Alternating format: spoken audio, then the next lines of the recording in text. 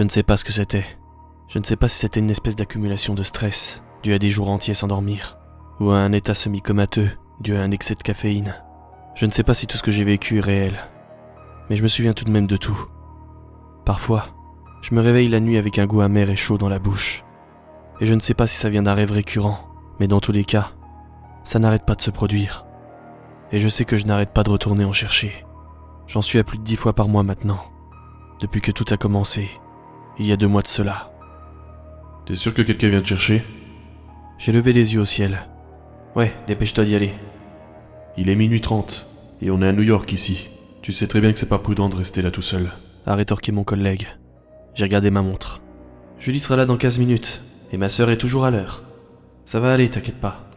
Mon collègue est monté dans son taxi, en me jetant des regards exaspérés. Ok. Essaie de ne pas te faire agresser. On se voit demain, d'accord? Pas de problème, Chad.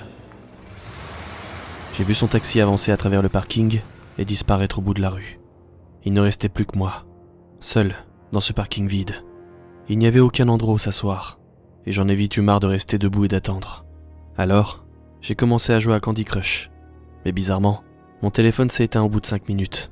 Pourtant, je me rappelais très bien qu'il était parfaitement chargé quelques heures auparavant. Vu que je n'avais rien d'autre à faire, j'ai commencé à regarder autour de moi. À quelques mètres, j'ai remarqué un gros distributeur bleu et vert que je n'avais jamais vu auparavant. Je me suis donc dit que, vu que j'avais rien d'autre à faire, j'allais acheter quelques sucreries pour passer le temps. De toute façon, pour la première fois, Julie était en retard. Et vu que je n'avais plus de batterie, je ne savais même pas à quelle heure elle allait arriver. Le distributeur était étrangement conçu, avec toutes les lumières qu'il y avait dessus, et les boutons qui avaient l'air d'avoir été conçus pour des enfants. On aurait dit un jeu Nintendo sous acide. Plus je regardais, et plus j'avais l'impression de faire une overdose de couleurs. Tout en haut, il y avait écrit « Le nouveau distributeur universel de boissons et de sucreries améliorées », en lettres capitales. Sur le côté droit, tout semblait normal. Il y avait un clavier pour faire la commande, un endroit pour insérer les pièces, et un autre pour récupérer sa monnaie. Il y avait aussi un compartiment d'où devaient sortir les boissons chaudes, et tout en bas, il y avait la petite porte où l'on récupérait nos achats. Sur la gauche, c'était un peu confus. Qu'est-ce que ça voulait dire USAM, ou encore DRI, et CADA? C'était juste une liste étrange, écrite dans différentes couleurs et différentes polices. J'imagine que ces différentes abréviations voulaient dire quelque chose, mais dans tous les cas, ça présentait les produits qu'il y avait dans la machine. Peu importe qui était le fabricant de ce distributeur, c'était soit un sociopathe, soit il n'avait aucune notion de l'argent, car tout ce qu'il y avait à l'intérieur était complètement hors de prix. Apparemment, l'USAM coûtait 21 000 $. Au début, j'ai cru que j'avais mal compté les zéros. Mais j'ai revérifié, et c'est exactement ce que ça disait. Est-ce qu'il y avait une inflation soudaine dont je n'avais pas entendu parler? C'était du n'importe quoi. Le RUCA coûtait 10 000 $. Le CINA, lui, était moins cher, et coûtait environ 1 000 $. Le IDA, lui, était à 500 $. J'ai regardé toute la liste, et j'ai enfin vu quelque chose que je pouvais me permettre. Le KNYA, il ne coûtait que 5 $. J'ai sorti un billet de mon portefeuille, et je l'ai mis dans la machine. La machine a fait un bourdonnement pendant plusieurs secondes.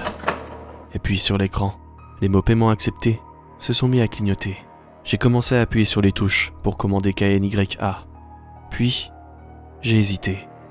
Peut-être bien que j'étais en train de perdre mon temps et mon argent inutilement. Et en plus, c'était juste parce que je m'ennuyais. Alors ça en valait encore moins le coup. De toute façon, Julie allait sûrement arriver d'un instant à l'autre.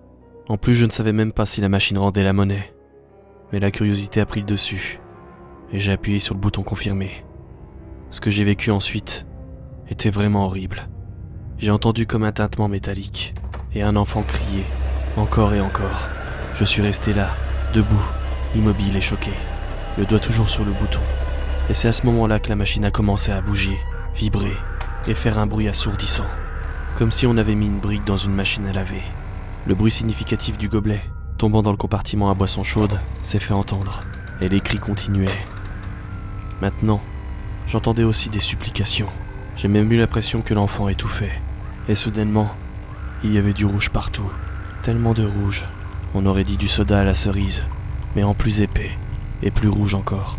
Des litres et des litres étaient en train de se déverser dans le gobelet qui s'est rapidement rempli, et a continué à se déverser jusqu'à créer une flaque autour de mes chaussures. Le liquide avait la même couleur et la même odeur que le sang. J'avais l'impression que ça n'allait jamais s'arrêter de couler. J'étais paralysé par la peur, et je n'arrivais toujours pas à bouger. J'ai fermé les yeux, et j'ai essayé de me concentrer pour ne pas entendre les cris. Mais ça ne changeait rien, car les cris étaient insupportables. J'ai entendu un dernier cri de surprise, et puis, plus rien, à part les gouttes de sang qui continuaient de couler. Puis enfin, le silence complet. J'ai ouvert les yeux, et j'étais toujours dans la flaque de sang. J'ai posé ma main sur le gobelet en papier, qui était toujours dans le compartiment. Je l'ai tourné, et sur le côté, il était écrit en lettres oranges « Kenya, nouveau goût exotique ». Il y avait aussi des dessins d'arbres et d'animaux. J'ai eu envie de vomir. Et là, j'ai entendu des choses tomber dans le compartiment, juste en bas du distributeur. Ce qui venait de tomber avait frappé violemment contre la porte. Je savais exactement ce que c'était, sans avoir besoin de regarder. La machine a laissé échapper un dernier bruit qui ressemblait à un grognement, et quelque chose est tombé dans le gobelet que j'avais entre les mains, dans un grand splash. J'ai sorti le gobelet du compartiment, et flottant à la surface, j'ai vu quelque chose de terrifiant.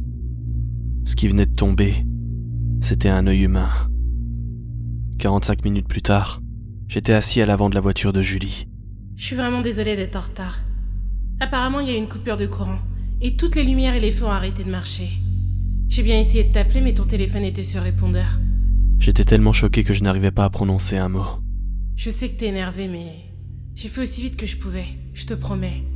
Julie m'a regardé, puis a tourné. La seule chose que j'arrivais à faire, c'était de regarder droit devant moi, comme si je n'avais plus d'âme. Alors, tu vas le finir ce café ou pas ?